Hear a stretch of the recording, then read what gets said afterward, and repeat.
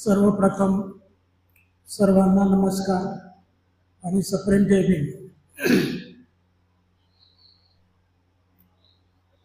नरहर कुरुंदकर प्रगत अध्ययन व संशोधन केंद्राने मला माझे विचार व्यक्त करण्याची जी संधी आज दिली त्याबद्दल मी केंद्राचे आणि केंद्राच्या सर्व पदाधिकाऱ्यांचे अत्यंत आभार व्यक्त करतो। आम्हाला आमची राज्यघटना माहीत आहे, राज्यघटनेच्या बऱ्याच तरतुदी आम्हाला माहीत आहेत, परंतु राज्यघटना कशी निर्माण झाली, त्यामध्ये किती लोकांनी सहभाग घेतला, बाबासाहेबांचा त्यामध्ये रोल काय होता, याविषयी अतिशय कमी माहिती असल्याचे दिसून येते। कारण याचा इतिहास जो आहे तो कॉन्स्टिट्यूएंट असेंब्ली डिबेट्समध्ये आहे आणि तो जवळपास 4000 पानावर पसरलेला आहे। महाराष्ट्र गव्हर्नमेंटनं वसंत मूल यांनी एडिट केलेला खंड 13 the chief architect of the Indian constitution हा 1250 पानाचा ग्रंथ प्रकाशित केला आहे, पण त्या ग्रंथाचं अजून मराठीमध्ये भाषांतर झालेले नाही, म्हणूनही आम्हाला कदाचित हे माहीत नसेल। तर या संदर्भात बोलताना बाबासाहेबांना आम्ही राज्यघटनेचे शिल्पकार म्हणतो, परंतु बरेच विद्वान ही गोष्ट मान्य करायला तयार नाहीत किंवा नसतात। ते म्हणतात संविधान निर्मिती संविधान सभेने केली आहे, संविधान सभेमध्ये जवळपास 300 सदस्य होते, त्यांनी विचार विनिमय करून संविधानाची निर्मिती केली। काही लोक असे म्हणतात की संविधानाची निर्मिती मसुदा समितीने केली आहे, मसुदा समितीमध्ये 7 सदस्य होते आणि त्या सर्वांच्या सहकार्याने आणि एकमताने संविधानाची निर्मिती झाली आहे। काही लोक असे म्हणतात की संविधानाची निर्मिती B.N. राऊ, बेनेगल नरसिंग राऊ यांनी केली आहे। त्यांनी घटनेचे कच्चा मसुदा तयार केला होता, त्यामध्ये 243 अनुच्छेद आणि 12 अनुसूची होत्या। तो घटना प्रमाण मानूनच बाबासाहेबांनी राज्यघटना तयार केली आहे, म्हणून घटना निर्मितीचे श्रेय जर द्यायचं असेल तर ते बेनेगल नरसिंग राऊ यांना दिले पाहिजे। त्यानंतर काही लोक असे म्हणतात की घटना जी आहे, आमची घटना राज्यघटना ही 1935च्या कायद्याची फक्त कॉपी आहे, कॉपी आणि पेस्ट करून 1935चा कायदाच या राज्यघटनेमध्ये रूपांतरित करण्यात आला आहे। त्यानंतर काही लोक असे म्हणतात की बाबासाहेबांनी जगातल्या अनेक घटनांमधील विविध कलम एकत्र करून ही घटना निर्माण केली आहे। तर ह्या ज्या गोष्टी आहेत या खऱ्या आहेत का की खोट्या आहेत, यासाठी आम्हाला राज्यघटना निर्मितीचा थोडासा इतिहास बघावा लागेल। आम्ही असे ठळकपणे असे म्हणू शकतो की राज्यघटना निर्मितीची सुरुवात कॅबिनेट मिशन मार्च 1946 मध्ये जे भारतात आलं होतं त्याच्या आगमनापासून झाली आहे असं समजायला काहीच हरकत नाही। त्यावेळी जगाची परिस्थिती काय होती? 1946 मध्ये जगाची परिस्थिती अशी होती की 1945 मध्ये दुसरं महायुद्ध संपलं होतं।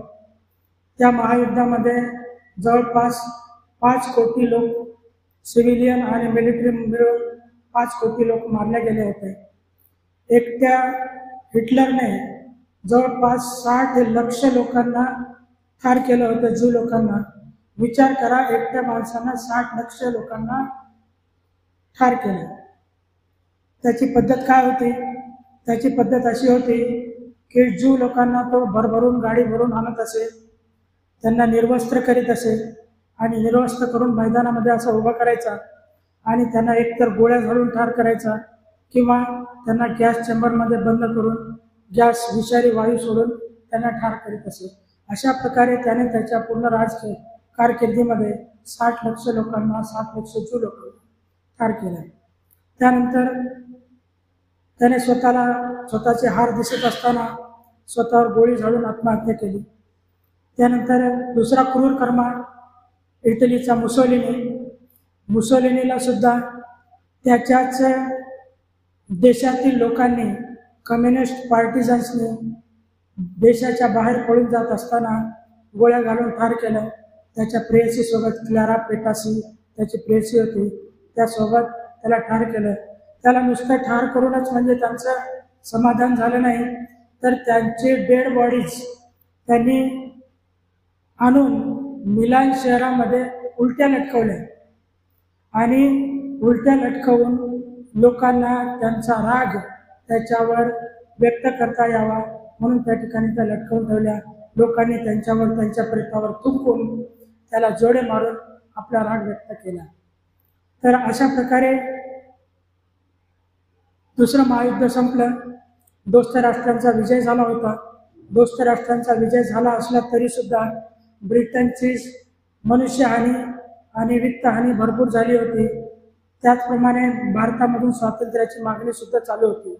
त्यामुळे त्यांनी ठरवलं होतं की भारताला स्वातंत्र्य द्यायचं. आता त्यावेळी भारताची परिस्थिती काय होती? भारतामध्ये 2 प्रकारचं शासन होतं. 2/3 भाग प्रांताकडे होता, त्याला ब्रिटिश भारत म्हणत असत. एकूण भारतामध्ये त्यावेळी प्रांत होते 11. मद्रास, मुंबई, पंजाब, सिंध, वायव्य सरहद्द प्रांत, मध्य प्रांत, संयुक्त प्रांत, बिहार, ओरिसा, बंगाल आणि आसाम हे असे 11 प्रांत होते. त्यामध्ये 2/3 भूभाग किंवा आमचा भारत या ब्रिटिश भारत म्हणून ओळखला जात होता. बाकीचे 600 जवळपास संस्थानिक होते, त्यांना राज्य म्हणत असत. त्यांचा भूभाग 1/3 होता. 1935चा जो कायदा होता तो कायदा फक्त ब्रिटिश भारतामध्ये चालू होता, ब्रिटिश भारतात चालू होता आणि राज्यांमध्ये तो कायदा चालू नसे. ते अंतर्गत कारभारामध्ये स्वतंत्र होते. तर अशी परिस्थिती होती आणि स्वातंत्र्याची जी चळवळ होती ती स्वातंत्र्याची चळवळ फक्त ब्रिटिश भारतामध्ये प्रामुख्याने चालू होती. तर अशा परिस्थितीमध्ये कॅबिनेट मिशन भारतामध्ये आले आणि त्यांनी अनेक प्रस्तावासोबत हा एक प्रस्ताव मांडला की तुम्ही संविधान सभा तयार करा. संविधान सभा तयार करण्यासाठी त्यांनी प्रोसिजरसुद्धा ठरवून दिली की जे प्रांताचे विधानसभा सदस्य असतील त्या विधानसभा सदस्यांनी संविधान सभेच्या सदस्यांना निवडून द्यायचं. तर 11 प्रांतातल्या विधानसभा सदस्यांनी निवडून दिले. संविधान सभेचे सदस्य 296, 93 सदस्य हे संस्थानिकांचे होते. असे एकूण 389 सदस्य निवडून आले. त्या निवडून आलेल्या सदस्यांपैकी 73 सदस्य मुस्लिम लीगचे होते. तर या संविधान सभेचं पहिलं अधिवेशन 9 डिसेंबर 1946 रोजी सुरू झालं. त्यानंतर सभासदांनी शपथ वगैरे घेतल्यानंतर आपले क्रेडेन्शियल्स सर्व दाखवल्यानंतर 13 डिसेंबरला पंडित जवाहरलाल नेहरू यांनी ध्येय आणि उद्दिष्टांचा ठराव मांडला. 13 तारखेला मांडलेला ठराव अत्यंत महत्त्वाचा आहे आणि तो ठराव आमच्या राज्यघटनेचा पाया आहे असं समजायला काही हरकत नाही. मी तो ठराव तुम्हाला थोडक्यात वाचून दाखवतो. 8 पॉईंट आहेत त्याच्यामध्ये. 13 डिसेंबर 1946 रोजी पंडित जवाहरलाल नेहरू यांनी ध्येय उद्दिष्टांचा ठराव मांडला. तो ठराव खालीलप्रमाणे. त्या ठरावातला पॉईंट 1 आहे, ही संविधान सभा भारताला एक स्वतंत्र सार्वभौम प्रजासत्ताक राज्य घोषित करण्याचा आणि त्याच्या भावी राज्यकारभारासाठी एक राज्यघटना तयार करण्याचा दृढ आणि गंभीर संकल्प जाहीर करीत आहे. 2 पॉईंट. हे प्रजासत्ताक राज्य सध्या ब्रिटिश भारतात असलेले प्रदेश तसेच सध्या भारतीय राज्यांचे असलेले प्रदेश आणि ब्रिटिश भारताबाहेर आणि राज्यांबाहेर असलेले इतर प्रदेश, त्याचप्रमाणे स्वतंत्र सार्वभौम भारतात सामील होण्यास इच्छुक असलेले इतर प्रदेश या सर्वांच्या समावेशाने एक संघराज्य तयार होईल. त्या संघराज्यात ते प्रदेश त्यांच्या सध्याच्या सीमांसह किंवा संविधान सभेने निश्चित केलेल्या सीमासह घटनात्मक कायद्यानुसार स्वतंत्र घटक राज्याचा दर्जा प्राप्त करतील. आता 4 नंबरचा पॉईंट हा महत्त्वाचा पॉईंट आहे. पुढे याचा संदर्भ येणार आहे. 4 नंबर, त्या संघराज्याचे सर्व अधिकार आणि सार्वभौम स्वतंत्र भारताचा अधिकार लोकांकडून प्राप्त झालेला असेल. सार्वभौमत्वाचे जे अधिकार आहेत त्याचा स्रोत आहे ते लोक असतील असं 4 नंबरचा पॉईंट म्हणतो. 5 नंबर, त्या संघराज्यात सर्व भारतीयांना सामाजिक, आर्थिक, राजकीय न्यायाची, समानतेच्या दर्जाची, समान संधीची आणि समान न्यायाची विचार, अभिव्यक्ती, श्रद्धा, उपासना, व्यवसाय, संघटन आणि कायदेशीरपणे आणि सामाजिक नैतिकतेला अनुसरून कृती स्वातंत्र्याची हमी आणि खात्री देण्यात येईल. 6 नंबर, त्या संघराज्यात अल्पसंख्याकांच्या, मागास आणि आदिवासी प्रदेशांच्या आणि बहिष्कृत आणि इतर मागासवर्गांच्या सुरक्षेचे उपाय योजण्यात येतील. 7, त्याद्वारे संघराज्याची अखंडता अबाधित राखण्यात येईल आणि न्यायोचित मार्गाने आणि सुसंस्कृत राष्ट्राच्या कायद्यानुसार त्या संघराज्याच्या भूप्रदेशावर, समुद्र आणि आकाशात त्या संघराज्याचे अधिकार अबाधित राखण्यात येतील. 8 नंबर, ही प्राचीन भूमी जगात तिचे योग्य आणि सन्माननीय स्थान प्राप्त करेल. पंडित नेहरूंनी या ठरावाच्या समर्थनार्थ एक प्रभावी भाषण केलं. पुरुषोत्तम दास टंडन यांनी त्या ठरावाचं अनुमोदन केलं. परंतु 16 तारखेला श्री मुकुंदराव जयकर, M.R. जयकर यांनी या ठरावाला एक दुरुस्ती सुचवली 16 डिसेंबर 1946ला. ती दुरुस्ती अशी होती की या संविधान सभेने मुस्लिम लीगचे सदस्य आणि राज्यांचे सदस्य जोपर्यंत सहभागी होत नाहीत तोपर्यंत या ठरावावर विचार करण्यात येऊ नये, त्याला प्रलंबित ठेवलं. त्यांचं कारण काय होतं की तुम्ही तुमच्या ठरावाच्या क्रमांक 4 मध्ये असे म्हणता की सार्वभौमत्वाचे अधिकार, भारताच्या सार्वभौमत्वाचे अधिकार लोकांकडून प्राप्त झालेले असतील आणि जर मोठं एक सेक्शन या संविधान सभेमध्ये हजर नसेल तर तुम्हाला ते पास करण्याचा अधिकार नाही, असं मुकुंदराव जयकर यांचं म्हणणं होतं. मुकुंदराव जयकर ही एक मोठी हस्ती होती. ते उच्च न्यायालयाचे न्यायाधीश राहिलेले होते. ते फेडरल कोर्टाचे न्यायाधीश राहिले होते. त्यावेळेस कोर्टाची व्यवस्था काय होती माहीत आहे का? त्यावेळेस 3 उच्च न्यायालय होते. एक मुंबई, एक कलकत्ता आणि एक मद्रास, ही 3 उच्च न्यायालय होते. त्यांच्यावर दिल्लीला फेडरल कोर्ट होतं. फेडरल कोर्टाच्या वर सुद्धा एक कोर्ट होतं, त्याला प्रिव्ही काउन्सिल म्हणायचं. तर ते फेडरल कोर्टाचे सदस्य होते, न्यायाधीश होते. मुकुंदराव जयकर हे प्रिव्ही काउन्सिलचे, जे इंग्लंडमध्ये त्यांचं पीठ होतं, त्या प्रिव्ही काउन्सिलचे सुद्धा सदस्य राहिले होते. आणि संपूर्ण देशामध्ये ते एक संविधान तज्ज्ञ आहेत म्हणून त्यांचं नाव लौकिक होतं. अशा माणसानं ही जी दुरुस्ती मांडली आहे त्या दुरुस्तीचा विचार करणं लोकांना भाग पडलं, संविधान सभेच्या लोकांना.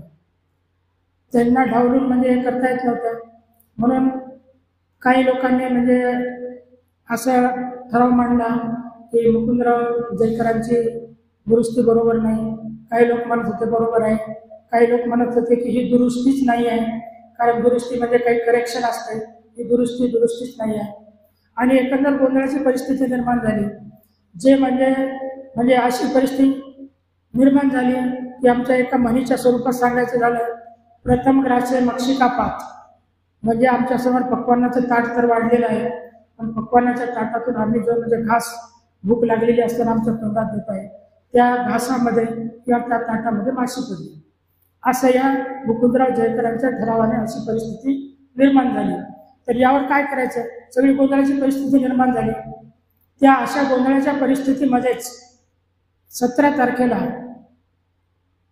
राजेंद्र प्रसाद यांनी डॉक्टर बाबासाहेब आंबेडकर यांच्या नावाचा पुकारा केला आणि त्यांना त्यांचे विचार व्यक्त करायला सांगितले. बाबासाहेब आपल्या भाषणामध्ये असं म्हणतात की महोदय, मी तुमचा आभारी आहे तुम्ही मला बोलावल्याबद्दल, परंतु माझ्या अगोदर 20-22 सदस्य होते आणि मी असा विचार केला होता की माझा जर नंबर आलाच तर तो उद्या किंवा परवा येईल, म्हणून मी आज काही तयारी करून आलेलो नाही आहे, पण तरीसुद्धा मी माझे जे विचार आहेत माझे विचार मी व्यक्त करतो. या विचारामध्ये त्यांनी 2-3 गोष्टी अशा मांडल्या. त्यांनी अगोदर त्या ठरावाची थोडीफार चर्चा केली आणि महत्त्वाचा मुद्दा त्यांनी असा मांडला की या संविधान सभेला हा ठराव मंजूर करण्याचा अधिकार असेल, असं आपण समजूया. या संविधान सभेला हा ठराव मान्य करण्याचा अधिकार असेल, परंतु माझं असं म्हणणं आहे की तसं करणं हे मुत्सद्देगिरीचं होईल काय, तसं करणं हे शहाणपणाचं होईल काय, तसं करणं हे दूरदर्शीपणाचं होईल काय. सत्ता ही एक गोष्ट असते आणि शहाणपण ही वेगळी गोष्ट असते. म्हणून जर तुम्ही मला विचारलं तर माझं उत्तर असं आहे की तसं करणं शहाणपणाचं होणार नाही आणि म्हणून हा ठराव प्रलंबित ठेवण्यात यावा. या भाषणामध्ये जे लोक मुस्लिम लीगच्या विरोधात बोलत होते, मुस्लिम लीगची आपण फाईट करू, मुस्लिम लीगशी आपण युद्ध करू आणि त्यांना आपण आपल्या ताब्यात ठेवू, असं जे लोक संविधान सभेचे सदस्य म्हणत होते, त्यांना डॉक्टर बाबासाहेब आंबेडकरांनी एडमंड बर्क, ब्रिटिश विद्वान पार्लमेंटरियन, यांचा एक उतारा त्यांनी त्या ठिकाणी वाचून दाखवला. तो उतारा मी तुम्हाला वाचून दाखवतो. एडमंड बर्क यांनी हा जो उतारा होता, हा उतारा केव्हा, म्हणजे हे भाषण केव्हा केलेलं आहे, ब्रिटिशांच्या ताब्यामध्ये अमेरिकेच्या सुद्धा काही कॉलन्या होत्या आणि त्या कॉलन्यांना जबरदस्तीने ब्रिटन 1779 मध्ये आपल्या ताब्यात ठेवण्याचा प्रयत्न करीत होते. ते प्रयत्न त्यांचे बळजबरीने आपल्या ताब्यात ठेवण्याचा प्रयत्न करीत असताना एडमंड बर्क यांनी पार्लमेंटमध्ये भाषण केलं. ते पार्लमेंटच्या आपल्या भाषणामध्ये एडमंड बर्क असं म्हणतात, मित्रांनो हे लक्ष द्या. एडमंड बर्क म्हणतात, प्रथमतः महोदय, मला असे म्हणायचे आहे की बळाचा वापर केवळ तात्कालिक असतो. त्याने थोड्या काळासाठी जिंकता येईल, परंतु त्याने परत जिंकण्याची आवश्यकता नाहीशी होत नाही. आणि ज्या देशाला नेहमी जिंकावे लागते त्या देशावर राज्य करता येत नाही. माझा दुसरा आक्षेप बळाच्या अनिश्चिततेवर आहे. बळाच्या वापराने नेहमीच भीती पैदा होत नाही आणि युद्ध सामग्री म्हणजे विजय नव्हे. म्हणजे तुमच्याकडे खूप दारुगोळा आहे, तुमच्याकडे विमानं आहेत, तुमच्याकडे जहाज आहेत, तुमच्याकडे पाणबुड्या आहेत, तुमच्याकडे रणगाडे आहेत, हे सगळं असलं म्हणजे तुमचा विजय निश्चित होईल याची काही गॅरंटी नाही. ही युद्ध सामग्री म्हणजे विजय नव्हे. जर तुम्ही मन वळवण्यात तुम्ही यशस्वी झाला नाही तर बळ शिल्लक राहते, पण जर बळ अयशस्वी झालं तर पुढे कोणताही समेट होऊ शकत नाही. त्यानंतर ते पुढे असं म्हणतात, बळाच्या वापरावरील पुढचा आक्षेप असा आहे की तुम्ही तुमचे उद्दिष्ट सुरक्षित ठेवण्याच्या प्रयत्नानेच त्याचे नुकसान करता. तुम्हाला समजा एखादा भूभाग तुम्हाला जिंकून घ्यायचा आहे आणि तुम्ही तो जिंकून घेण्याचा प्रयत्न करता, तुमचे उद्दिष्ट ते असते, ते उद्दिष्ट सुरक्षित ठेवण्याच्या प्रयत्नानेच तुम्ही त्याचे नुकसान करता. तुम्हाला प्राप्त झालेली वस्तू, तुम्ही ज्या वस्तूसाठी लढले ती नसते, तर ती त्या संघर्षात नष्ट झालेली, निस्तेज आणि मूल्यहीन वस्तू असते. हे सांगितल्यानंतर बाबासाहेब म्हणतात की एडमंड बर्कने इतरत्र असं म्हटलेलं आहे की एक वेळ सत्ता देणे सोपं आहे, एक वेळ कोणाला सत्ता देणं सोपं आहे, पण शहाणपण देणं कठीण आहे. म्हणून आम्ही असा निश्चय करू की आम्हाला जरी सत्ता मिळाली असली तरी आम्ही तिचा वापर शहाणपणाने करायला तयार आहोत, असं मला म्हणायचं आहे आणि असं आम्ही वागू. आणि या याच्यावर माझं हेच उत्तर आहे. तर या भाषणाचा, बाबासाहेबांच्या भाषणाचा अपेक्षित परिणाम झाला. अपेक्षित परिणाम झाल्यानंतर संविधान सभेनं तो ठराव पुढच्या अधिवेशनापर्यंत प्रलंबित ठेवला.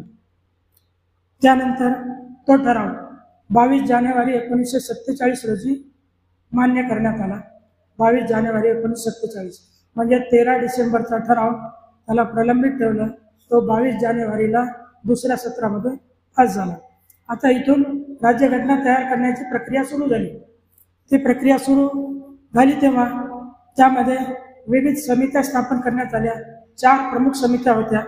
त्या समित्यांची नावे अशी आहेत: union powers committee, union constitution committee, Provincial Constitution Committee, Advisory Committee on Fundamental Rights, Minorities and Tribal Areas. Sir BN राव, बेनेगल नरसिंह राव हे अतिशय विद्वानग्रस्त होते. त्यांनी देशाची फार मोठी सेवा केली आहे. त्यांचं नाव कुठे घेतलं जात नाही.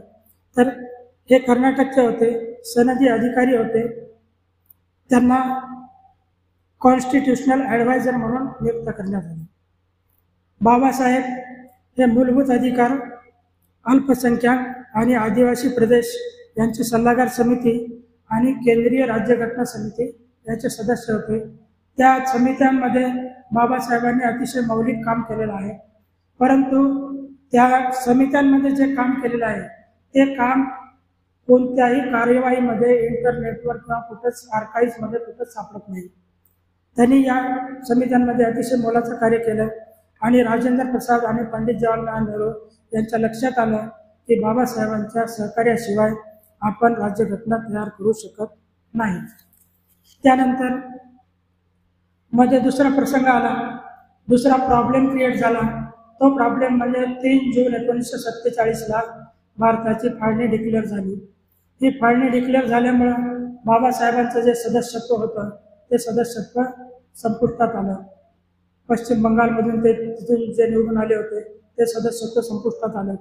आता प्रश्न निर्माण झाला की राज्यघटना कोणी तयार करायची. बाबासाहेब जर नसतील तर राज्यघटना तयार करण्याचं काम अतिशय अवघड आहे. म्हणून डॉक्टर राजेंद्र प्रसाद यांनी 30 जून 1947 रोजी 3 जूनला फाळणी झाली. 30 जूनला राजेंद्र प्रसाद यांनी मुंबई प्रांताचे पंतप्रधान BG खेर, त्यावेळेस प्रांताच्या मुख्यमंत्र्याला पंतप्रधान म्हणत असत. आणि दुसरी एक महत्त्वाची गोष्ट म्हणजे की त्यावेळी डबल सदस्य सुद्धा चालू परमिसिबल होतं. इकडे प्रांतामध्ये सुद्धा ते विधानसभेचे सदस्य राहू शकत असत आणि संविधान सभेचे सदस्य सुद्धा राहू शकत असत.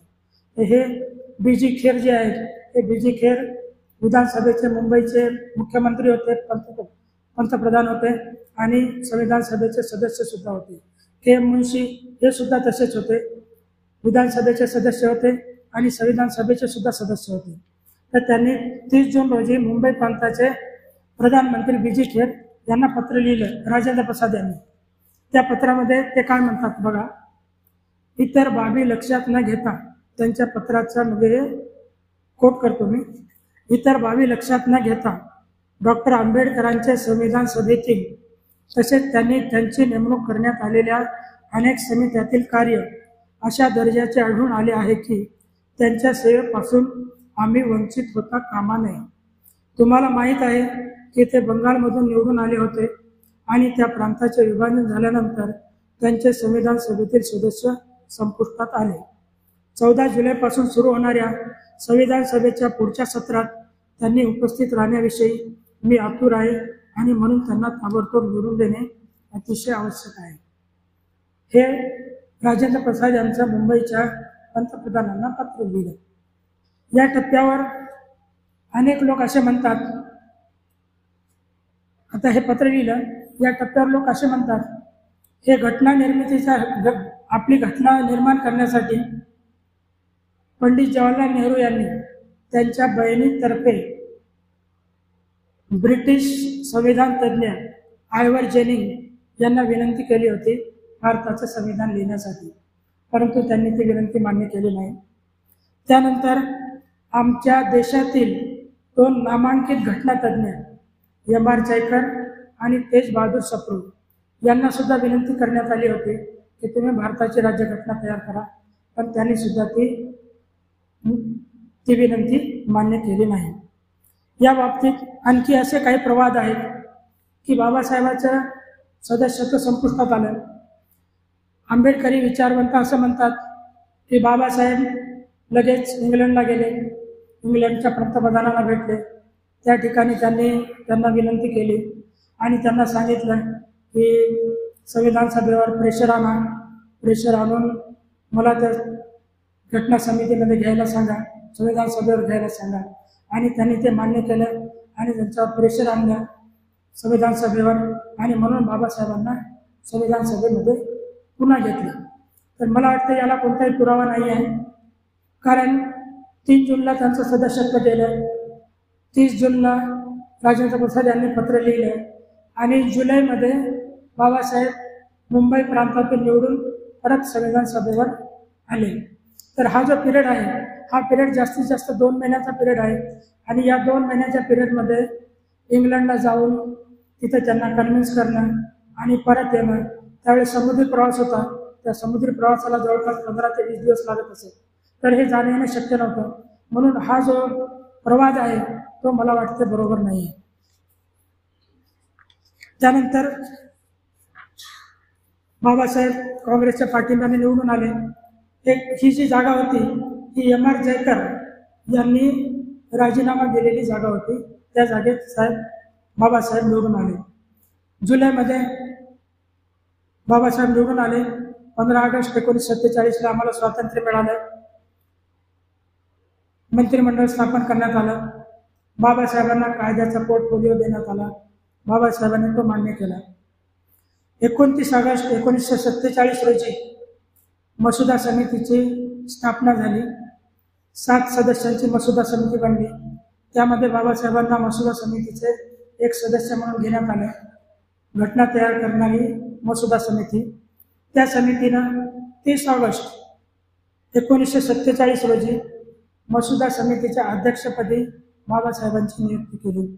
मसुदा समितीचे 7 सदस्य जे होते ते कोण होते? ते 7 सदस्य असे होते: श्री अल्लादी कृष्णस्वामी अय्यर, ते मद्रासचे गृहस्थ होते. अतिशय नामांकित संविधान तज्ज्ञ होते, संविधान सल्लागार होते आणि संपूर्ण देशामध्ये एक संविधान तज्ज्ञ म्हणून त्यांचं नाव होतं. दुसरे N. गोपाल स्वामी अय्यंगार, हे ICS गृहस्थ होते. ICS ही पदवी आपल्या IASच्या पूर्वाश्रमीची पदवी आहे, इंडियन सिव्हिल सर्व्हिस, आणि त्या सिव्हिल सर्व्हिसमध्ये जास्तीत जास्त वयाची पात्रता होती 23 वर्ष. कोणतंही आरक्षण नव्हतं. 23व्या वर्षापर्यंत फक्त ती परीक्षा देता येत होती. ते N. गोपाल स्वामी अय्यंगार हे ICS होते आणि जम्मू काश्मीरचे दिवाण होते, पंतप्रधान किंवा दिवाण होते. 3 नंबर होते माननीय डॉक्टर बाबासाहेब आंबेडकर. त्यानंतर KM मुन्शी हे गुजरातचे होते. त्यावेळी संपूर्ण गुजरात मुंबई प्रांतामध्ये समाविष्ट होता. ते व्यवसायाने वकील होते आणि मुंबई प्रांतामध्ये मंत्री होते आणि अतिशय सफल असे वकील होते. हे घनश्याम व्यास या टोपण नावानं गुजरातीमध्ये लेखन करीत असत. गुजरातीमध्ये घनश्याम व्यास या नावानं त्यांचं भरपूर लेखन प्रसिद्ध आहे.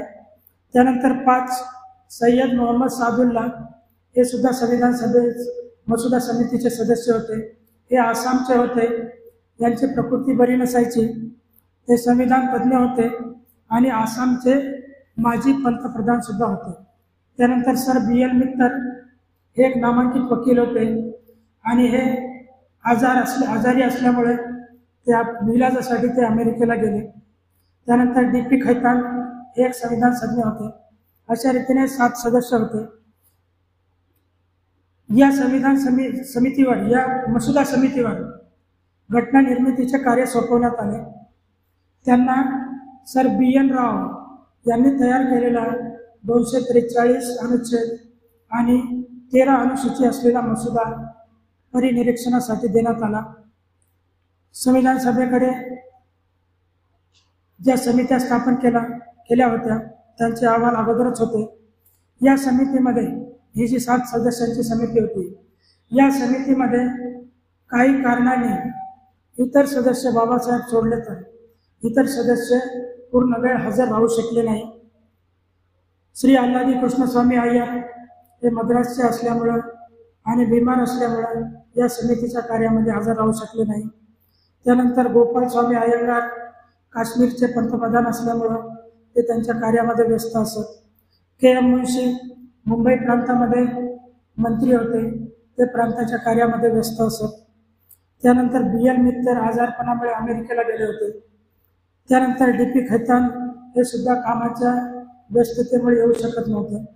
त्यानंतर सय्यद मोहम्मद सादुल्ला हे आसामचे राहणारे होते आणि त्या ठिकाणाहून त्यांना येणं जाणं त्यांच्या आजारपणामुळे त्यांना शक्य नव्हतं, म्हणून ते सुद्धा येऊ शकत नव्हते. तर झालं असं की संविधान निर्मितीचं संपूर्ण कार्य बाबासाहेबांच्या खांद्यावर येऊन पडलं. बाबासाहेबांनी रात्रंदिवस बसून ते कार्य 5.5 महिन्यामध्ये पूर्ण केलं. त्या मसुद्यामध्ये बाबासाहेबांनी 315 अनुच्छेद आणि 8 अनुसूची असलेला संविधानाचा मसुदा तयार केला. हे कार्य डॉक्टर बाबासाहेब आंबेडकरांनी 30 ऑगस्ट 1947 ते 13 फेब्रुवारी 1948 या कालावधीत पूर्ण केले. म्हणजे जवळपास 6 महिन्यामध्ये 30 ऑगस्ट जर सोडून दिला, सप्टेंबर, ऑक्टोबर, नोव्हेंबर, डिसेंबर, जानेवारी आणि 13 फेब्रुवारी 5.5 महिन्यामध्ये बाबासाहेबांनी हे कार्य पूर्ण केलं. इथे त्यांना मोलाची साथ लाभली ती एस.एन. मुखर्जी या मसुदाकाराची.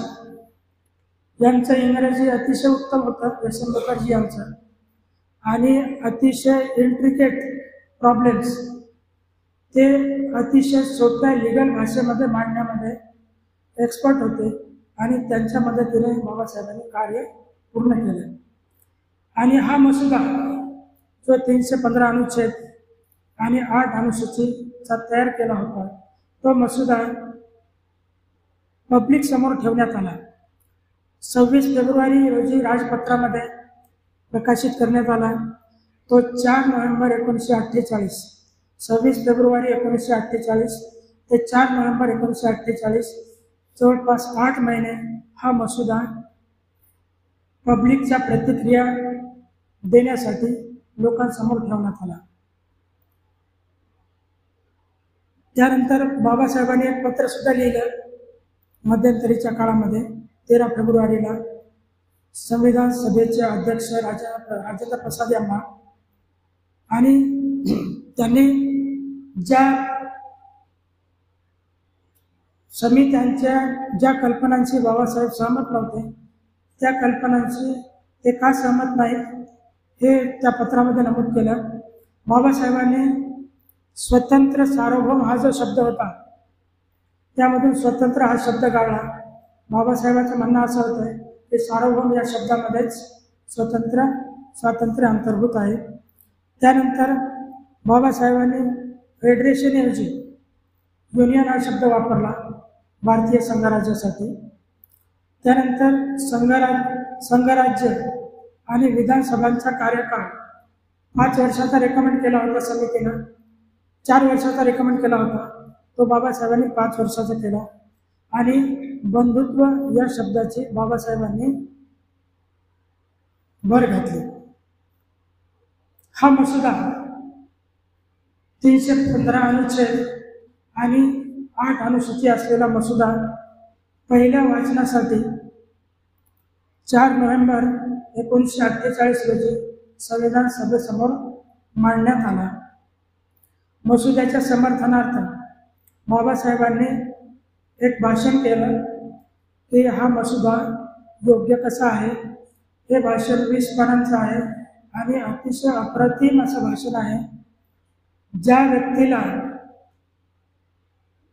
आमच्या राज्यघटनेची थोडक्यात कल्पना जाणून घ्यायची असेल तर त्यांनी हे बाबासाहेबांचं 20 पानाचं भाषण वाचावं, म्हणजे आमच्या राज्यघटनेची पूर्ण कल्पना त्यामधून थोडीशी कल्पना आम्हाला येऊ शकते. हे भाषण 4 नोव्हेंबरचं. त्यामध्ये बाबासाहेबांनी आमच्या राष्ट्रपतीची अमेरिकेच्या अध्यक्षाची तुलना केली.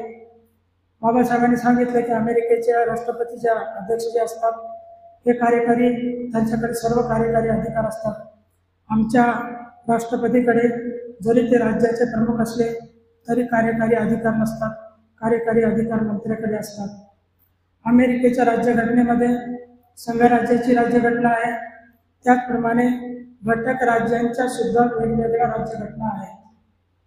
त्यानंतर अमेरिकेमध्ये डबल नागरिकत्व आहे, डबल सिटिझनशिप. एक संघराज्याची नागरिकत्व आहे, त्याचप्रमाणे घटक राज्याचे सुद्धा नागरिकत्व आहे. अमेरिकेमध्ये न्यायव्यवस्था दुहेरी आहे, संघराज्याची न्यायव्यवस्था वेगळी आहे, घटक राज्यांची न्यायव्यवस्था वेगळी आहे. आमच्या राज्यघटनेनं एकच न्यायव्यवस्था स्वीकारलेली आहे. जो मद्रासमध्ये कायदा चालू असेल तोच मुंबईमध्ये चालू असेल, तोच बंगालमध्ये चालू असेल, तोच पंजाबमध्ये चालू असेल. अशा प्रकारे कायद्याची एकरूपता बाबासाहेबांनी तयार केली. हे भाषण अतिशय अप्रतिम आहे आणि संविधानाच्या ज्यांना संविधान समजून घ्यायचं आहे बाबासाहेबांचं, त्यांनी हे भाषण मुळातून वाचणं अतिशय आवश्यक आहे.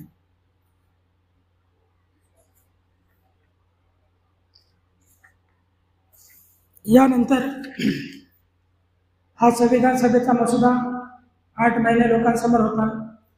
लोकांसमोर म्हणजे पब्लिक समोर सुद्धा होता आणि संविधान सभेच्या सदस्यांच्या समोर सुद्धा होता. संविधान सभेच्या सदस्यांनी त्याचा अभ्यास केला आणि बाबासाहेबांचे भाषण झाल्यानंतर या मसुद्यावर म्हणजे 315 अनुच्छेद आणि 8 अनुसूची असलेल्या या मसुद्यावर आपल्या प्रतिक्रिया व्यक्त केल्या. तर काही निवडक प्रतिक्रिया मी तुम्हाला वाचून दाखवतो की त्या काय आहेत. श्री कृष्णचंद्र शर्मा संयुक्त प्रांताचे होते. ते म्हणतात, डॉक्टर आंबेडकरांनी या सभेसमोर एक चांगली व्यवहार्य योजना मांडल्याबद्दल, त्यांनी घेतलेल्या कठीण परिश्रमाबद्दल आणि काल त्यांनी दिलेल्या सुबोध आणि निपुण भाषणाबद्दल मी त्यांचे सहर्ष अभिनंदन करतो. त्यानंतर दुसरी प्रक्रिया आहे. अनेक प्रक्रिया आहे, 40-50 तरी कमीत कमी असतील. आपण नमुन्या दाखल फक्त 4-5 वाचू. टी कृष्णमचारी हे नंतर मसुदा समितीचे सदस्य होते. ते काय म्हणतात बघा. यांची प्रतिक्रिया अतिशय बोलकी आहे. अध्यक्ष महोदय, या सभागृहातील ज्या सदस्यांनी डॉक्टर आंबेडकरांचे भाषण अतिशय काळजीपूर्वक वाचले आहे त्यापैकी मी एक आहे. ही राज्यघटना तयार करण्याच्या कार्यात त्यांनी किती आस्था दाखवली आणि किती प्रचंड मेहनत घेतली याची मला जाणीव आहे. त्यावेळी मी हे सुद्धा जाणून आहे की या क्षणी आपल्यासाठी अतिशय महत्त्वाची असलेली राज्यघटना तयार करण्यासाठी जेवढे लक्ष देणे मसुदा समितीने महत्त्वाचे होते तेवढे लक्ष मसुदा समितीने दिले नाही. सभागृहाला कदाचित माहीत असेल की तुम्ही नियुक्त केलेल्या 7 सदस्यांपैकी एकाने सभागृहाचा राजीनामा दिला होता. त्यांची जागा भरण्यात आली. एकाचा मृत्यू झाला, त्याची जागा भरण्यात आली नाही. एक सदस्य अमेरिकेत होते, त्यांची जागा भरण्यात आली नाही. आणि दुसरे एक सदस्य राज्याच्या कारभारात गुंतले होते, ती उणीव तशीच राहिली. 1 किंवा 2 सदस्य दिल्लीपासून खूप लांब होते, आल्हादी कृष्णस्वामी अय्यर आणि आसामचे सय्यद मोहम्मद सादुल्ला. 1 किंवा 2 सदस्य दिल्लीपासून खूप लांब होते आणि कदाचित प्रकृती अस्वास्थ्यामुळे ते हजर राहू शकले नाही. शेवटी असे झाले की ही राज्यघटना तयार करण्याची जबाबदारी डॉक्टर आंबेडकरांवर येऊन पडली आणि मला मुळीच शंका नाही की त्यांनी त्यांचे कार्य निश्चितच स्पृहणीय रीतीने पूर्ण केल्याबद्दल आम्ही त्यांचे ऋणी आहोत. त्यानंतर के.टी. शाह एक विचारवंत होते, प्राध्यापक होते. ते काय म्हणतात बघा. महोदय, मसुदा समितीने तिच्या अध्यक्षांनी एक अतिशय तपशीलवार मसुदा राज्यघटना तयार करून या सभागृहासमोर ठेवल्याबद्दल सर्वांनी त्यांचे जे अभिनंदन केले त्यात मी सुद्धा सहभागी आहे.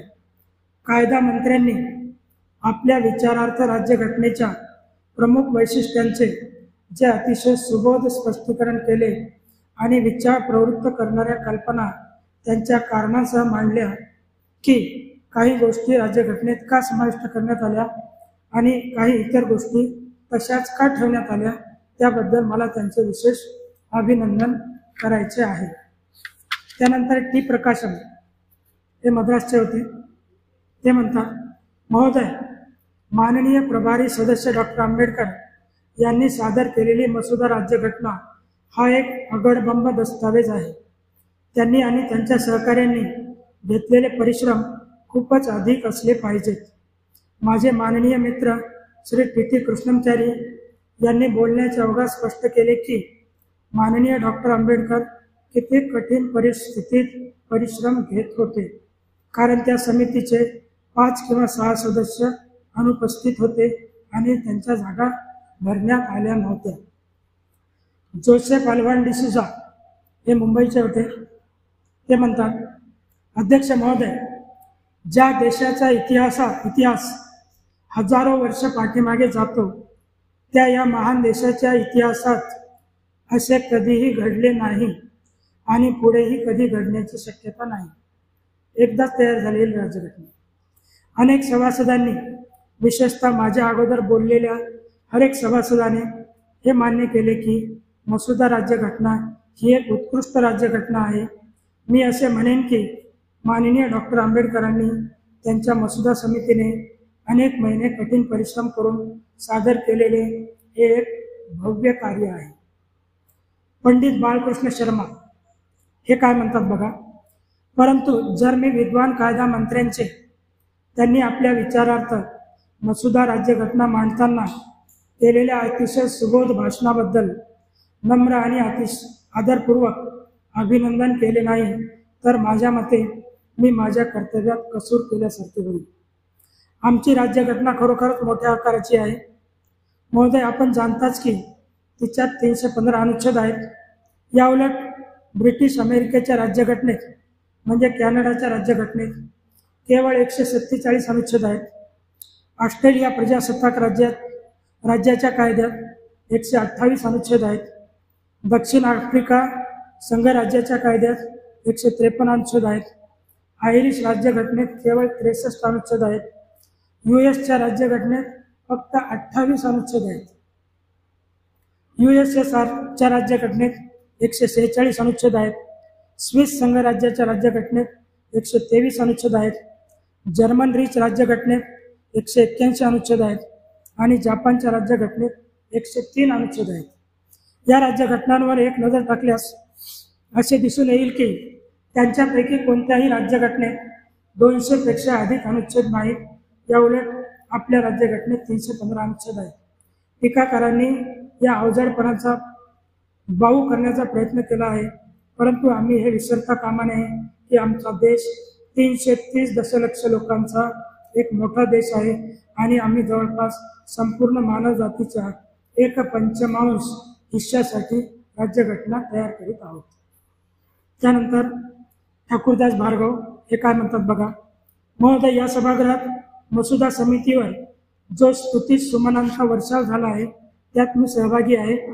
महोदय, डॉक्टर आंबेडकरांनी ज्या परिश्रमाने, ज्या उद्योगीपणे आणि ज्या कार्यकुशलतेने ही राज्यघटना तयार केली त्याबद्दल मी त्यांची प्रशंसा करतो. त्यांनी जे भाषण दिले त्याबद्दल मी त्यांचे अभिनंदन करतो, परंतु त्यांनी या सभागृहात व्यक्त केलेल्या सर्व भावनांशी मी सहमत होऊ शकत नाही. माझ्या मते राज्यघटनेचा आत्मा तिच्या उद्देशिकेत आहे. डॉक्टर आंबेडकरांनी उद्देशिकेत बंधुत्व या शब्दाचे वर घातल्याबद्दल मी त्यांच्याबद्दल माझी कृतज्ञता व्यक्त करतो. त्यानंतर शिबनलाल सक्सेना यांची महत्त्वाची आहे. ते म्हणतात, अध्यक्ष महोदय, आम्हाला आज मसुदा राज्यघटनेच्या तत्वावर चर्चा करण्यास सांगण्यात आले आहे.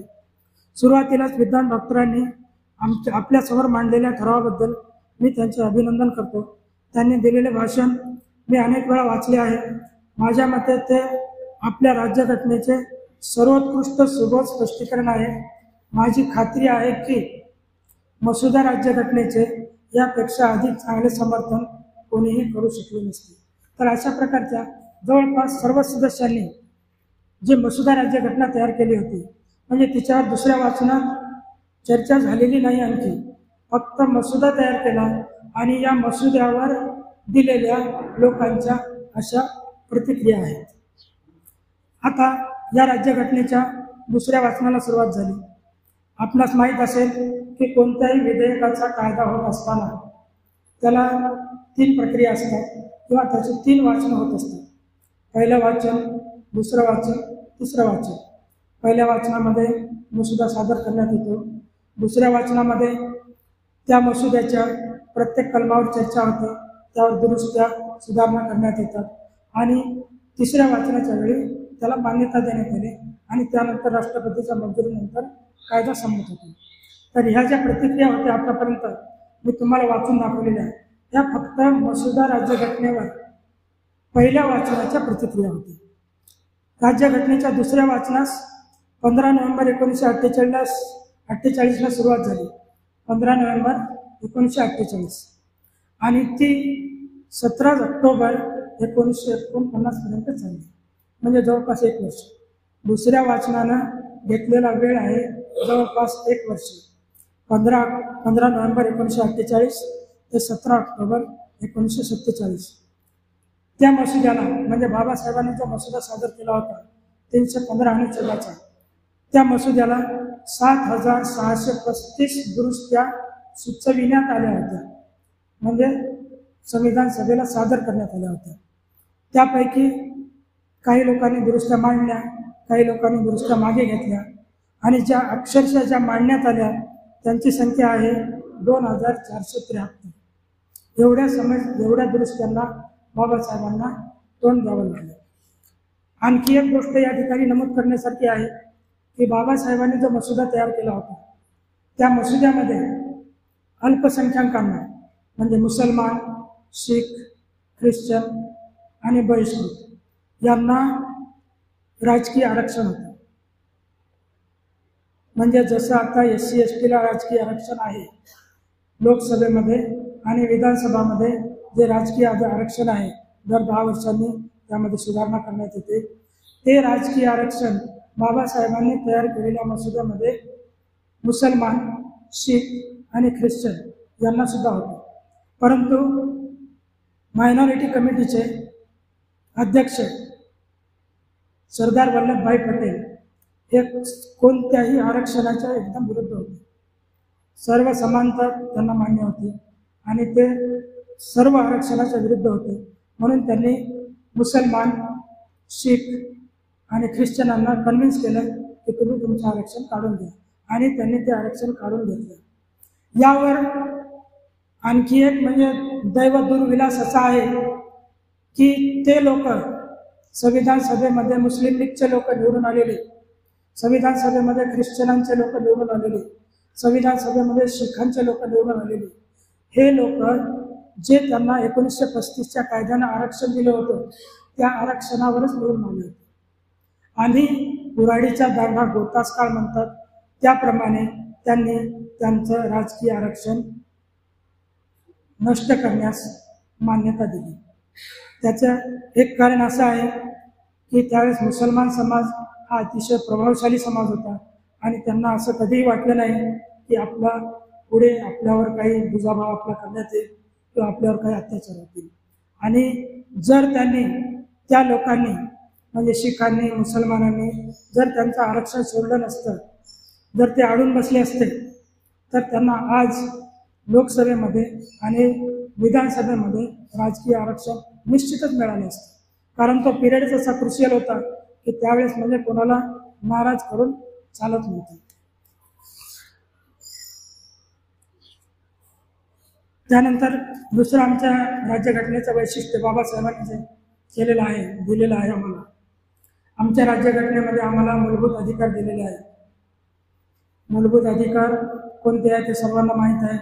अभिव्यक्ती स्वातंत्र्य, धर्म स्वातंत्र्य, उपासना स्वातंत्र्य, श्रद्धेचं स्वातंत्र्य, संचार करण्याचं स्वातंत्र्य, भारतात कुठेही स्थायिक होण्याचं स्वातंत्र्य, अल्पसंख्याकांचं संरक्षण, अस्पृश्यता नष्ट करणे, संधीची समानता वगैरे वगैरे, हे जे स्वातंत्र्य आहे हे स्वातंत्र्य तर दिलेच, पण हे स्वातंत्र्य फक्त दिले असते आणि त्यांचं उल्लंघन करण्यासाठी जर उपाययोजना केली नसते तर त्या स्वातंत्र्याचा काहीही अर्थ राहिला नसता।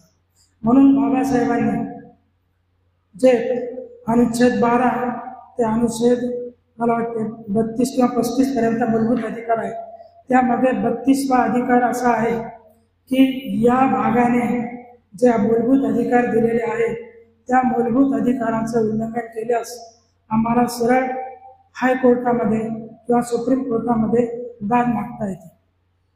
आपण असं उदाहरण घेऊ की समजा तुम्ही प्राध्यापक आहात, तुम्हाला उद्या तुमच्या युनिव्हर्सिटीला किंवा संस्थेनं असं सांगितलं, एक लेटर दिलं की your services are terminated, hereby terminated with effect from so and so आणि तुमच्या हातात पत्र दिलं. यावर उपाय काय? यावर उपाय आहे रिट्स. तुमच्या मूलभूत अधिकारावर जी गदा येते त्याचा दाद मागण्याचा अधिकार तुम्हाला बाबासाहेबांनी यामध्ये दिलेला आहे. व्यवसाय करण्याचं स्वातंत्र्य. समजा नगरपालिकेने एखाद्या व्यक्तीला सांगितलं की तुम्ही या ठिकाणी हा व्यवसाय करू शकत नाही, तर त्यावेळेस उपाय काय आहे? उपाय त्यावर आहे हे रिट्स. 32व्या अनुच्छेदामध्ये जर आमच्या मूलभूत अधिकारांचं उल्लंघन झालं तर आम्हाला उच्च न्यायालयात आणि सर्वोच्च न्यायालयात डायरेक्ट दाद मागण्याचा अधिकार आहे. आणि हजारो लोकांनी आमच्या देशामध्ये हजारो लोकांनी याचा आतापर्यंत फायदा घेतलेला आहे. आणि जर हा भाग मूलभूत अधिकारांचा जर भाग हा आमच्या राज्यघटनेतून काढून टाकण्यात आला तर राज्यघटनेमध्ये सामान्य माणसासाठी काहीच शिल्लक राहत नाही. तुम्ही जे आज व्यवस्थित राहू शकता, व्यवस्थित व्यवसाय करू शकता, व्यवस्थित नोकरी करू शकता, याचं कारण आहे तुम्हाला दिलेले मूलभूत अधिकार. हे मूलभूत अधिकार जर आमच्या राज्यघटनेत नसते तर आमची राज्यघटना आमच्यासाठी काही उपयोगाची राहिली नसते. तिसरी गोष्ट, मूलभूत अधिकारामध्ये 12 पासून सुरू होते. अनुच्छेद 12 पासून. अनुच्छेद 12 मध्ये असं म्हटलेलं आहे, अनुच्छेद 12(1) मध्ये असं म्हटलेलं आहे की राज्य या शब्दामध्ये संसद, भारत सरकार, राज्य सरकार, राज्याचं विधिमंडळ आणि अनेक सरकारी प्राधिकरणे यांचा समावेश होतो. राज्य या संज्ञेमध्ये भारत सरकार, संसद, राज्याचे विधानमंडळ, राज्य सरकार आणि विविध प्राधिकरण यांचा समावेश होतो. याचा अर्थ काय? समावेश होतो ठीक आहे, पण याचा दुसरा अर्थ असा आहे की आमच्या मूलभूत अधिकारांचं उल्लंघन कोणीही करू शकत नाही. आमच्या अधिकारांचं, मूलभूत अधिकारांचं उल्लंघन संसद करू शकत नाही, केंद्र सरकार करू शकत नाही, राज्य सरकार करू शकत नाही. त्याचप्रमाणे राज्याचे प्राधिकरण आमच्या राज्याची जिल्हा परिषद करू शकत नाही, पंचायत समिती करू शकत नाही, इव्हन ग्रामपंचायत सुद्धा आमच्या मूलभूत अधिकाराचं उल्लंघन करू शकत नाही. आमच्या मूलभूत अधिकारांचं उल्लंघन नगरपालिका, महानगरपालिका किंवा सरकारचे जे प्राधिकरण आहे यापैकी कोणीही आमच्या अधिकाराचं उल्लंघन करू शकत नाही. ही बाबासाहेबांनी आम्हाला दिलेली सर्वात मोठी देणगी आहे. त्यानंतर त्या आमच्या राज्यघटनेमध्ये 3 नंबरच्या त्या 13(3) मध्ये अनुच्छेद 13(3) असं म्हटलेलं आहे की या भागाने दिलेले अधिकार कमी करता येणार नाही आणि काढून घेता येणार नाही. आणि जर सरकारने केलेला कायदा किंवा राज्याने केलेला कायदा जर या भागाशी विसंगत असेल तर तो कायदा विधिग्राह्य ठरणार नाही. म्हणजे थोडक्यात याचा अर्थ असा की आमच्या मूलभूत अधिकाराला विसंगत असलेला कायदा हे कोणीच करू शकत नाही. भारत सरकार करू शकत नाही, संसद करू शकत नाही किंवा राज्याचं विधिमंडळ करू शकत नाही, कोणीच करू शकत नाही. ही बाबासाहेबांनी दिलेली आम्हाला मोठी देणगी आहे. आणि यामध्ये इंदिरा गांधी, आम्ही आता सध्याच्या सरकारच्या नावानं बोटं मारतो, इंदिरा गांधीने याच्यापेक्षा फार अधिक करामती केलेल्या आहे, फार अधिक सुधारणा केलेल्या आहे. तिने केलेली 42वी राज्यघटना, मॅडम इंदिरा गांधीने केलेली 42वी राज्यघटना 30 अनुच्छेदाचं दुरुस्ती करते, 30 अनुच्छेदाची दुरुस्ती करते. तिनं 1971 साली याच मूलभूत अधिकारामध्ये अशी एक म्हणजे मला वाटतं 4 नंबरचा अनुच्छेद, 4 नंबरचा 13(4) हा अनुच्छेद टाकला. त्या अनुच्छेदामध्ये असं म्हटलेलं आहे की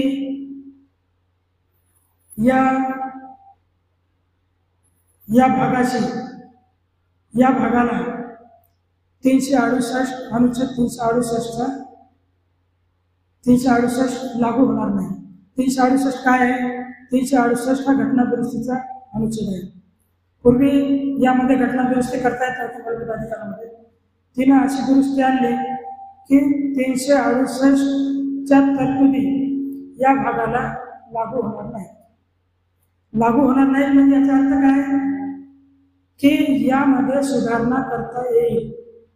त्याचा अर्थ उलट असा आहे की या 368च्या नुसार या अनुच्छेदामध्ये किंवा या भागामध्ये मूलभूत अधिकाराच्या भागामध्ये सुधारणा करता येईल. ही तिनं म्हणजे त्यामध्ये टाकलेला कलम आहे. परंतु जरी ती सुधारणा करता येत नसली किंवा सुधारणा करता येत असली तरी 13(2) जे आहे हे तुमच्या संरक्षणासाठी आणखी आहे. त्यामध्ये असं म्हटलेलं आहे की जरी तुमची घटना दुरुस्ती तुम्हाला करता येत असली तरी सुद्धा ती घटना दुरुस्ती या भागाशी विसंगत असायला नको. या भागाशी विसंगत असायला नको असं त्यानं अशा घटना दुरुस्त्या मॅडमने केलेल्या आहेत.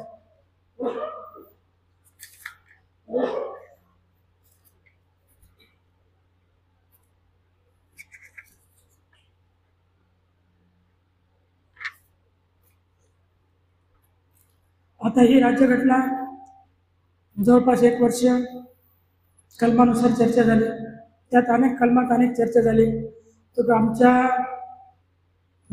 जे संविधान सभेचे डिबेट्स आहेत त्याचा आत्मा जर कोणता म्हणता येईल तर ह्या डिबेट्सच त्याचा आत्मा आहे. हे जवळपास वर्षभर चाललं. त्यात अनेक सुधारणा झाल्या. सुधारणा झाल्यानंतर आमच्या राज्यघटनेतील कलमांची संख्या 315 वरून 395 झाली आणि अनुच्छेद 8 ही फायनल परिस्थिती झाली.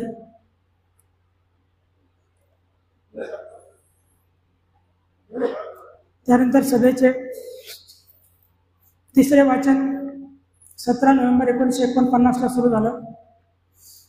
एक ओळीचा ठराव बाबासाहेबांनी मांडला. सभेने अंतिमतः निश्चित केलेल्या राज्यघटनेला मंजूर करण्यात यावे. टाळ्यांचा प्रचंड कडकडाट झाला.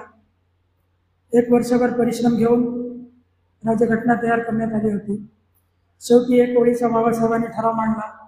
तो ठराव असा: 17 नोव्हेंबरला सभेने अंतिमतः सहमतीने निश्चित केलेल्या राज्यघटनेला मंजूर करण्यात यावे. टाळ्यांचा कडकडाट. त्यानंतर बाबासाहेबांच्या कार्याचा गौरव करणारी अनेक सभासदांनी अनेक भाषणे केली. त्यामध्ये काही ठराविक 2-4 लोकांचं भाषण मी तुम्हाला वाचून दाखवतो. V.I. मुनिस्वामी पिल्ले ते काय म्हणतात: अध्यक्ष महोदय, या उदात्त सभागृहासमोर मी माझे माननीय मित्र डॉक्टर आंबेडकर यांनी मांडलेल्या ठरावाचे समर्थन करण्यासाठी उभा आहे. महोदय, मसुदा समितीने केलेल्या मूल्यवान आणि महान सेवेबद्दल मी त्यांचा ऋणी आहे. महत्त्वाच्या अनुच्छेदाच्या निर्णयावर येण्यासाठी त्यांनी रात्रंदिवस मेहनत घेतली. मी मसुदा समितीचे अध्यक्ष डॉक्टर आंबेडकरांच्या बुद्धिमत्तेची आणि क्षमतेची प्रशंसा करतो.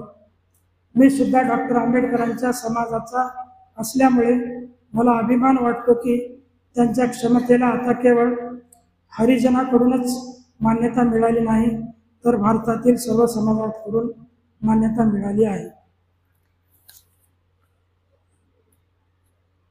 महान हरिजन व्यक्तीच्या त्या मालिकेत आता डॉक्टर आंबेडकरांचा समावेश करणे आवश्यक आहे.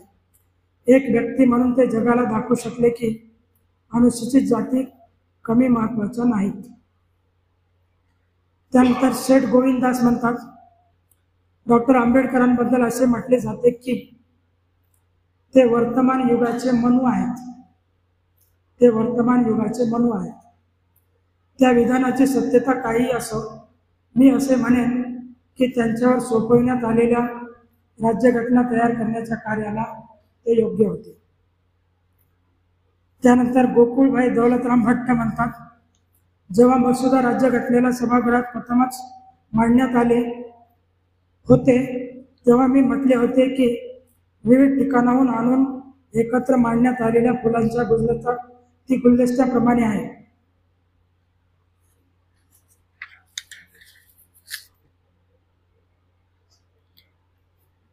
पंडित ठाकूरदास भार्गव पूर्व पंजाबचे होते. ते काय म्हणतात बघा. महोदय, या प्रसंगी मी ज्या इतर मित्रांनीही राज्यघटना तयार करण्यात आम्हाला मदत केली त्यांचे सुद्धा आभार मानतो. महोदय, मला समजत नाही की मी कोणत्या शब्दात मसुदा समितीचे आभार मानावेत. आणि मसुदा समितीच्या अध्यक्षांनी ज्या कायदेविषयक क्षमतेने, अथक परिश्रमाने, उच्च दर्जाच्या कौशल्याने आणि दृढतेने, नेमस्तपणाने सौम्य करून या सभागृहात या राज्यघटनेचे नेतृत्व केले आणि त्याविषयी उपस्थित होणाऱ्या सर्व कठीण प्रश्नांची सोडवणूक केली, त्याविषयी आम्हा सर्वांना वाटत असलेली कृतज्ञता व्यक्त करण्यासाठी मला शब्द सापडत नाहीत. त्यांनी दाखवलेली महान सार्वजनिक भावना बघता मी डॉक्टर आंबेडकरांना अशी विनंती करतो की त्यांनी आजपर्यंत स्वतःला केवळ अनुसूचित जातीचा नेता समजले आहे. त्यांनी काँग्रेसमध्ये सामील व्हावे. त्यांनी आमच्या हृदयात त्यांचे एक उच्च स्थान निर्माण केले आहे आणि मला आशा आहे की त्यामुळे त्यांना काँग्रेसच्या पक्षश्रेष्ठीच्या गोटात सामील होता येईल. प्राध्यापक सिब्बनलाल सक्सेना म्हणतात, माझ्या मते मागील 3 वर्षात राज्यघटना तयार करणे हीच आमची एक सर्वात मोठी कामगिरी आहे.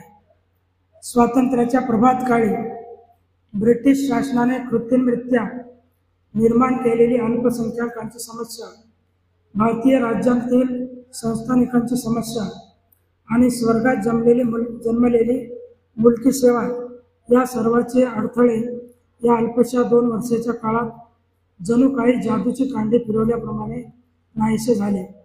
या एकाच पराक्रमाला इतर कोणत्याही देशाने कधीही प्राप्त न केलेले सर्वात मोठे कार्य समजण्यात येईल. श्री एच जे खांडेकर, संविधान सभेचे सदस्य, हे काय म्हणतात. अध्यक्ष महोदय, मी येथे माझे मित्र माननीय डॉक्टर आंबेडकर यांनी मांडलेल्या ठरावाला समर्थन देण्यासाठी उभा आहे.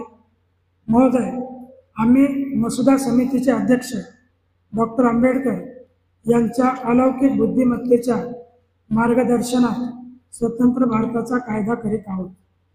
महोदय, जर मला असे म्हणता येत असेल तर या राज्यघटनेला मी महाराचा कायदा म्हणतो, कारण डॉक्टर आंबेडकर एक महार आहेत.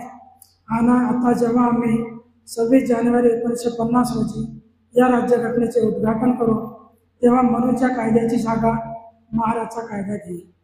आणि मला आशा आहे की मनूच्या ज्या कायद्याखाली भारताला कधीही वैभव प्राप्त झाले नाही, त्याच्या उलट महाराचा कायदा भारताचा खरोखरच स्वर्ग बनवेल. आणखी एक प्रतिक्रिया अतिशय बोलकी आहे, बघा ती कशी आहे. श्री जसपतराय कपूर, संयुक्त प्रांत, ते म्हणतात, डॉक्टर आंबेडकर आणि त्यांच्या सहकाऱ्यांवर जवळपास प्रत्येक वक्त्याने केलेल्या स्तुती सुमनांच्या वर्षावास ते पात्र आहेत.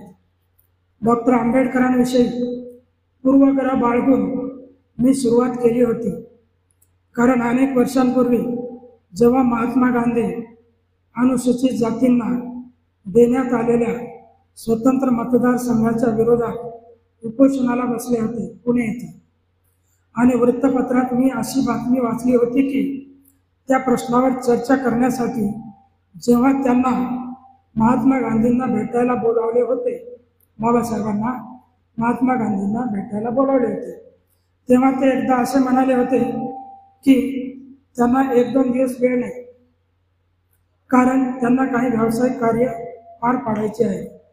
तेव्हा मला अतिशय दुःख झाले, तेव्हा मला अतिशय वाईट वाटले. ते कितपत खरे आहे हे मला माहीत नाही, परंतु जरी ते तसे असले तरी या 3 वर्षाच्या काळात त्यांनी केलेल्या महान कार्याने ते विशिष्ट पाप किंवा त्यांनी केलेली इतर सर्व पापे धुवून गेली आहेत. डॉक्टर आंबेडकरांनी केलेल्या अतिशय उपयोगी कार्याबद्दल आणि अतिशय देशभक्तीच्या कार्याबद्दल मला त्यांच्याविषयी आदराची आणि आपुलकीची भावना निर्माण झाली आहे. या सभेतील त्यांच्या अगदी पहिल्याच भाषणाने माझ्या त्यांच्याविषयीच्या सर्व शंका आणि भीती दूर केली होती आणि आज मी असे म्हणू शकतो की मी त्यांना या देशातील एक सर्वोत्तम देशभक्त असल्याचे समजतो. मी त्यांना नेहमीच या विषयावर अतिशय विधायक दृष्टिकोन आणताना पाहिले आहे. अनेक प्रसंगी जेव्हा कोंडी निर्माण झाल्याचे दिसत असेल तेव्हा ते अशा काही सूचना घेऊन आले की त्यांनी ती कोंडी फोडली. मला ते नेहमीच प्रसंगानुरूप वागताना आढळले आहे. याला अपवाद. ते नेहमीच प्रसंगानुरूप वागले. याला अपवाद दुर्दैवाने एका प्रसंगाचा आहे आणि तो म्हणजे जेव्हा ते अनुसूचित जातीसाठीचे आरक्षण सोडावयास तयार झाले नाही. जातीसाठीचे आरक्षण सोडावयास तयार झाले नाही. इतर प्रत्येक अल्पसंख्याक समाजाने त्यांच्या जागांच्या आरक्षणाचा त्याग केला, परंतु दुर्दैवाने डॉक्टर आंबेडकर त्याला तयार झाले नाही. मला वाटते त्यांनी सुद्धा त्याला मान्यता द्यायला हवी होती आणि मग मी आज हे बोलण्याच्या स्थितीत राहिलो असतो की त्यांनी प्रत्येक प्रसंगावर कार्य केले, परंतु दुर्दैवाने मी आज तसे म्हणू शकत नाही. ते काही असो. याशिवाय त्यांनी केलेल्या महान कार्याला अतिशय कृतज्ञतापूर्वक मान्यता दिली पाहिजे. एक आणखी प्रतिक्रिया अतिशय बोलकी आहे, वाचून दाखवतो. श्यामनंदन सहाय नावाचे संविधान सभेचे सदस्य, हे बिहारचे होते. ते म्हणतात, मी अगोदरच म्हटल्याप्रमाणे सध्याचा प्रसंग हा एक अनन्यसाधारण प्रसंग आहे आणि तो अनेक अंगांनी अनन्यसाधारण आहे. भूतकाळाचे वर्णन करणाऱ्या कालक्रमिक इतिहासात तो अनन्यसाधारण आहे. शेवटी ही राज्यघटना दुसऱ्या एका बाबतीत अनन्यसाधारण आहे. अनन्यसाधारण आहे. महात्मा गांधीच्या पद्धतीने पुन्हा एकदा सिद्ध केले आहे की विरोधकाविषयी सद्भावना बाळगल्याने आपण कट्टर टीकाकारांना सुद्धा आपल्या बाजूने वळवू शकतो आणि जिंकू शकतो. आणि आता आम्ही एक उच्च आदर्श आचरणात आल्याचे पाहत आहोत. ते म्हणजे स्वातंत्र्य प्राप्तीचे श्रेय महात्माजीकडे जाईल आणि त्याच्या संहितीकरणाचे श्रेय महात्माजींच्या एका कट्टर टीकाकाराकडे जाईल. ते म्हणजे आमच्या महान राज्यघटनेचे महान शिल्पकार डॉक्टर आंबेडकर महोदय. डॉक्टर आंबेडकर केवळ या सभेच्याच कृतज्ञतेस पात्र नाहीत, तर ते देशाच्या कृतज्ञतेस सुद्धा पात्र आहेत.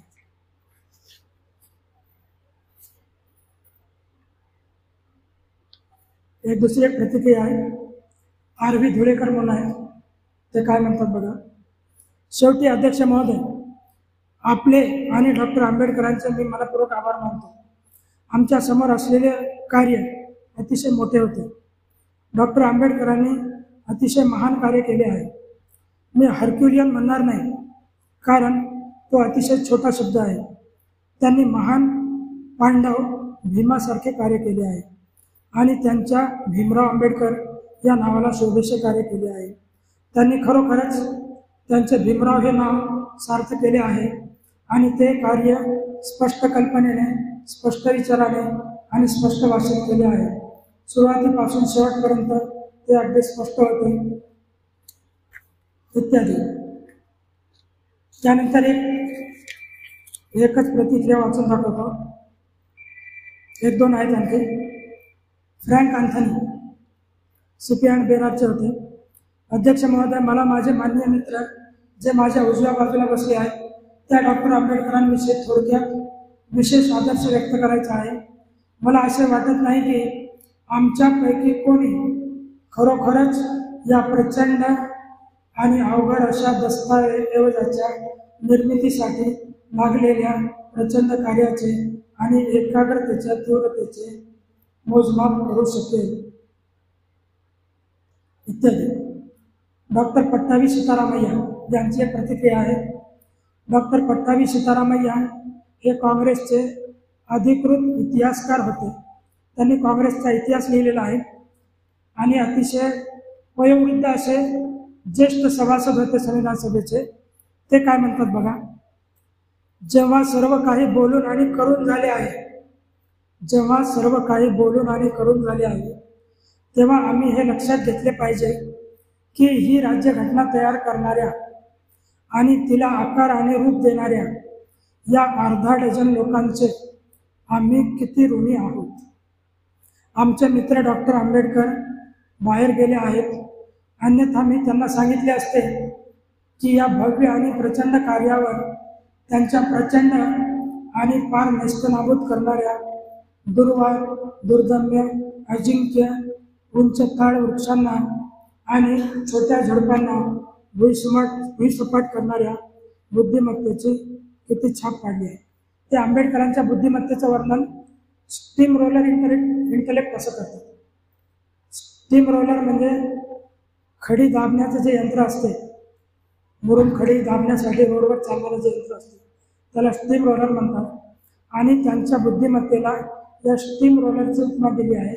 म्हणजे त्यांच्या समोर इतरांची बुद्धिमत्ता ही कमी प्रतीची होती असं सांगायचं आहे त्यांना. आता या झाल्या प्रतिक्रिया. 395 अनुच्छेद तयार झाले, 8 अनुसूची तयार झाल्या आणि संविधान सभेच्या सदस्यांच्या भाषणानंतर डॉक्टर बाबासाहेब आंबेडकरांना भाषण देण्यास सांगण्यात आलं अध्यक्षांनी. त्यांच्या भाषणामध्ये ते म्हणतात,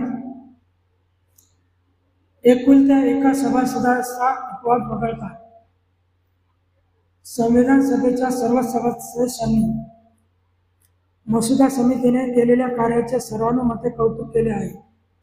एकुलता एक सदस्य वगळता. कोण होता तो सदस्य? श्री नजीरुद्दीन अहमद.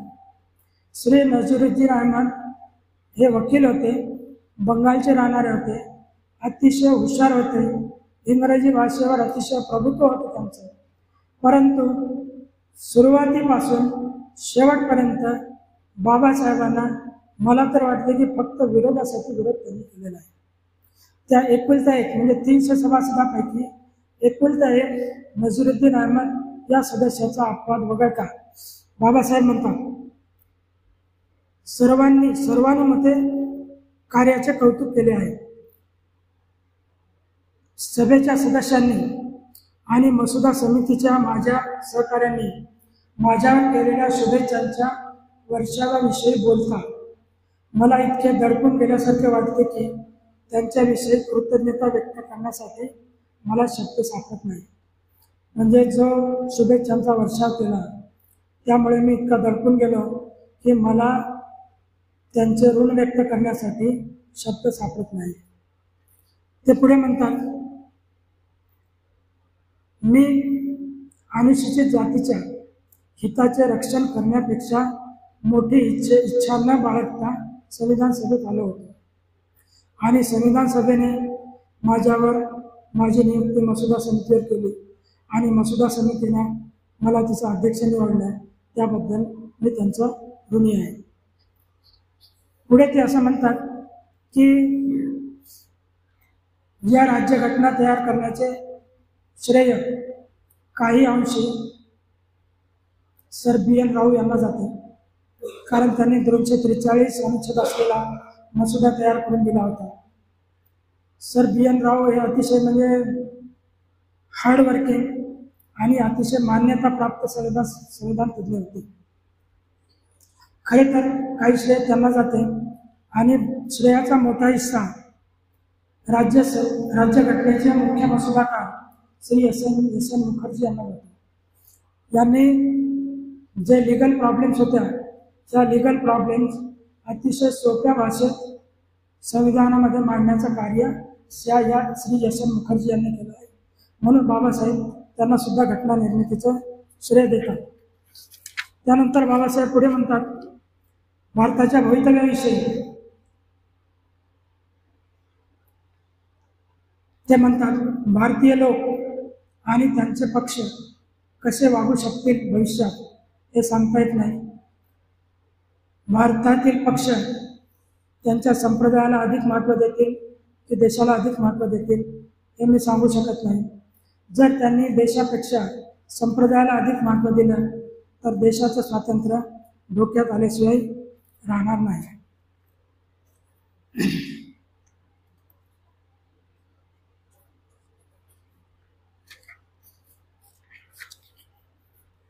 झालं, संपत आलं. ते निवडणुकीच्या राजकारणाबद्दल सुद्धा म्हणतात, म्हणजे आम्हाला इशारा देतात. जर एखाद्या पक्षाला निवडणुकीमध्ये घवघवीत यश मिळालं, म्हणजे 400 के पार, जर 530 पैकी 400 जर सीटा मिळाल्या, घवघवीत यश मिळालं, तर त्या पक्षाची प्रवृत्ती हुकुमशाही होते. तुमचे लोकशाहीचे अधिकार दडपून टाकण्याचे होते. म्हणून कोणत्याही पक्षाला मतदान करताना तुम्ही जागरूकपणे मतदान केलं पाहिजे. आणि कोणत्याही पक्षाला इतकं बहुमत देऊ नका. जसं इंदिरा गांधीला बहुमत दिलं होतं, तिनं अनेक सुधारणा केलेल्या आहेत. इंदिरा गांधीने, तुम्हाला माहीत आहे का, इंदिरा गांधीने अनुच्छेद 83 मध्ये, अनुच्छेद 83 हा लोकसभेचा अनुच्छेद आहे. लोकसभेचा कार्यकाळ 5 वर्षाचा कार्यकाळ आहे, विधानसभेचा, लोकसभेचा.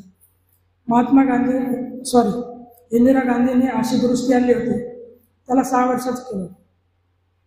5 वर्षाच्या ऐवजी तो कार्यकाळ 6 वर्षाचा केला. कशासाठी? ही हुकुमशाही प्रवृत्ती नाही तर काय? हुकुमशाही प्रवृत्तीच आहे. म्हणजे जर तुम्हाला एखाद्या पक्षाला जर निर्विवाद बहुमत मिळालं किंवा भरमसाठ बहुमत मिळालं, तर त्याची प्रवृत्ती हुकुमशाही होण्याची असते. दुसरी एक गोष्ट अतिशय महत्त्वाची बाबासाहेबांनी सांगितली. दुसरी गोष्ट म्हणजे आम्ही जॉन स्ट्युअर्ट मिल, जे लोकशाही टिकवण्यात आस्था बाळगून आहेत, त्या सर्वांना दिलेल्या इशाऱ्याचे पालन केले पाहिजे. जॉन स्ट्युअर्ट मिल यांनी काय इशारा दिला? तो इशारा म्हणजे आम्ही आमचे स्वातंत्र्य महान व्यक्तीच्याही पायावर ठेवू नये किंवा त्याला विश्वासाने असे अधिकार देऊ नये की ज्यामुळे त्याला त्यांच्या संस्थांचा विध्वंस करणे शक्य होईल. आम्ही आमचं स्वातंत्र्य त्यांच्या पायावर ठेवू नये की जेणेकरून आमच्या संस्थांना त्याला नष्ट करता येईल. या ठिकाणी ज्या महान व्यक्तींनी देशाची सेवा केली आहे त्यांच्या प्रति कृतज्ञ राहणे यात गैर काहीच नाही. परंतु कृतज्ञतेला सीमा आहेत. कृतज्ञतेला सीमा आहेत. आयरिश राष्ट्रभक्त डॅनियल ओ कॉनेल यांनी अगदी योग्यपणे म्हटले आहे की, डॅनियल ओ कॉनेल यांनी काय म्हटलं आहे? कोणताही मनुष्य आपल्या प्रतिष्ठेचा बळी देऊन कृतज्ञ राहू शकत नाही. कोणतीही स्त्री आपल्या सच्छीलतेचा बळी देऊन कृतज्ञ राहू शकत नाही. आणि कोणतेही राष्ट्र त्याच्या स्वातंत्र्याचा बळी देऊन कृतज्ञ राहू शकत नाही. आमच्याकडे भक्ती आहे, पंथ आहे. धर्मामध्ये भक्ती हा मुक्तीचा मार्ग असू शकेल, परंतु राजकारणामध्ये भक्ती म्हणजे हा अधःपतनाचा किंवा नाशाचा निश्चित असा मार्ग आहे. म्हणून धर्मामध्ये भक्ती हा मुक्तीचा मार्ग असू शकतो, परंतु राजकारणात भक्ती किंवा विभूती पूजा हा खात्रीने अवनतीचा आणि अंतिमता हुकुमशाहीचा मार्ग आहे. यानंतर आणखी एक महत्त्वाची गोष्ट बाबासाहेब सांगतात की आम्ही राजकीय लोकशाही मिळवली आहे. परंतु या राजकीय लोकशाहीला जोपर्यंत सामाजिक लोकशाहीचा पाया मिळत नाही तोपर्यंत राजकीय लोकशाही टिकणार नाही. आणि सामाजिक लोकशाही म्हणजे काय? सामाजिक लोकशाही म्हणजे जीवन जगण्याचा असा मार्ग की जो स्वातंत्र्य, समता आणि बंधुता यांना जीवनाचे तत्त्व म्हणून मान्यता देतो. एवढे बोलून बाबासाहेबांनी आपले भाषण समाप्त केले. आता शेवटच्या टप्प्यावर आपण आलो आहोत. हे भाषण 25 नोव्हेंबरचं आहे बाबासाहेबांचं. 26 नोव्हेंबरला डॉक्टर राजेंद्र प्रसाद यांनी राज्यघटनेच्या मंजुरीचा ठराव मांडताना खालीलप्रमाणे समारोपाचे भाषण केले. शेवटचं भाषण संविधान सभेमध्ये डॉक्टर राजेंद्र प्रसाद, संविधान सभेचे अध्यक्ष, ते म्हणतात, मी समारोप करण्यापूर्वी या भव्य सभागृहाच्या ज्या सभासदांकडून मला केवळ सौजन्यच लाभले नाही, तर मी असे म्हणेन की त्यांचा आदर आणि प्रेमसुद्धा लाभले. त्या सर्व सभासदांचे मी आभार मानतो.